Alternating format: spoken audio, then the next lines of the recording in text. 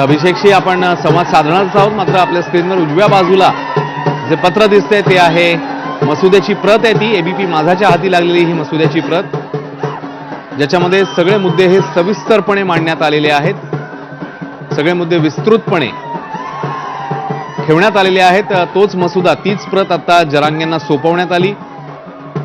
नंतर जरांगेंनी ती प्रत अभ्यासकांकडे दिली, वकिलांकडे दिली। अभ्यासकांकडून होकारार्थी उत्तर आलं आणि वकिलांना देखील सांगण्यात आले की आपण हे तपशीलवार बारकाईने या प्रतीचं, या मसुद्याचं वाचन करावं।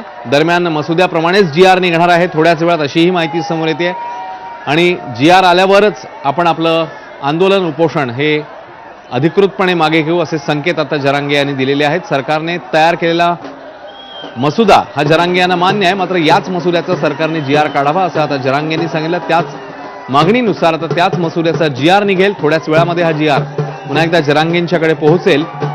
मग जरांगे पुन्हा एकदा तो वाचतील आणि त्याच्यानंतर पुन्हा एकदा त्यांची प्रतिक्रिया आपल्या समोर येईल। ते पुन्हा एकदा संबोधित करतील आंदोलकांना। दरम्यान आझाद मैदानामध्ये तुमच्यामुळे आपण जिंकलो असं जेव्हा जरांगेंनी सांगितलं, तेव्हा आंदोलकांनी एकच जल्लोष केला। जरांगे पाटील यांच्या जयघोषाच्या घोषणा देखील दिलेल्या आहेत। आझाद मैदान आणि त्याच्या बाहेर, आझाद मैदान परिसरात देखील ठिकठिकाणी आनंदोत्सव केला जातो। इकडे जी आर निघाल्यावर गुलाल उधळत जाऊ असं सांगितलेलं आहे जरांगे यांनी। जी आर काढा, 1 तासात मुंबई रिकामी करू असं देखील आश्वासन मनोज जरांगे यांनी दिलंय। तर राज्य सरकार आता 1 तासात जी आर काढणार आहे। या मसुद्याचाच सरकारने जी आर काढावा अशी मागणी जरांगेंनी सांगितली आणि मसुद्याप्रमाणेच जी आर असायला हवा। त्यात जर काही फसवणूक झाली तर आपण मंत्री आणि नेत्यांना राज्यामध्ये फिरू देणार नाही असा देखील एक इशारा जरांगे यांनी दिलेला आहे। जी आर काढण्याची प्रक्रिया तर सुरू झाली। आता पाहूया किती वेळामध्ये हा जी आर फायनल होतो, त्याचा ड्राफ्ट, त्यानंतर तो जरांगे यांच्याकडे पोहोचेल। पुन्हा एकदा तो जरांगे वाचतील, त्यानंतर त्यांची टीम, अभ्यासकांची टीम, ही सगळी मंडळी तिकडे आहेत आणि मग जरांगे अधिकृतपणे आंदोलन मागे घेण्याची घोषणा करतात का पाहावं लागेल। मगाशी त्यांनी तसे संकेत तरी दिलेले होते। 1 तासाने जी आर आल्यावर आपण सांगू अधिकृतपणे, मात्र आता बघूया 1 तासामध्ये जी आर आल्यानंतर मनोज जरांगे आपली काय भूमिका मांडतात। दरम्यान सध्याची बातमी ही आहे की आरक्षणाची लढाई आपण जिंकलोय, तुमच्या ताकदीवर आपण जिंकलोय असं आंदोलकांना उद्देशून मनोज जरांगे काही वेळापूर्वीच म्हणाले, जेव्हा हा सगळा जी आरचं वाचन झालं किंवा मसुद्याचं वाचन झालं आणि आता जी आर निघेल।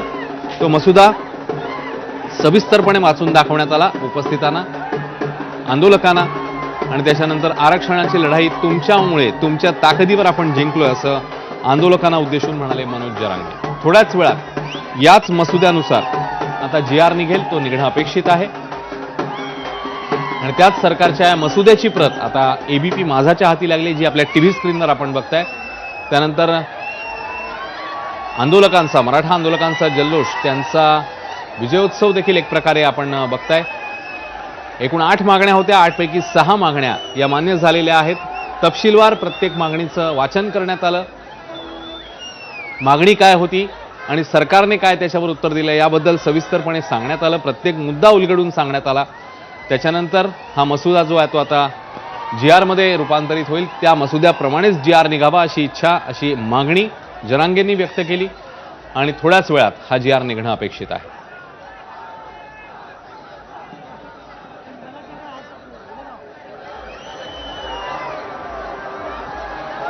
तर याच सरकारच्या मसुद्याची ही प्रत आपल्याकडे आलेली आहे आणि त्याच प्रतीनुसार आता